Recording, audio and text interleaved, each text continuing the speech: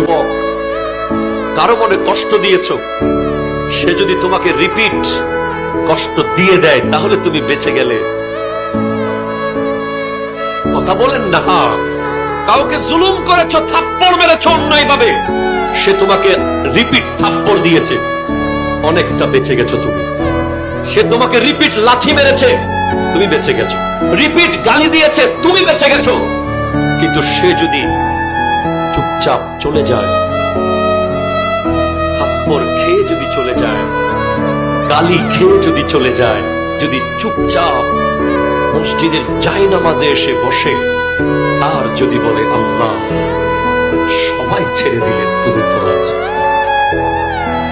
খোদা কি কসম, এমন আযাব আসতে পারে, সে যদি তার রিভেঞ্জ নিত, প্রতিশোধ নিত, সে হয়তো আপনাকে মায়ের বদলে মারত, কাটার বদলে কাটত, কিন্তু যদি সেটা আল্লাহর আদালতে চলে যায়,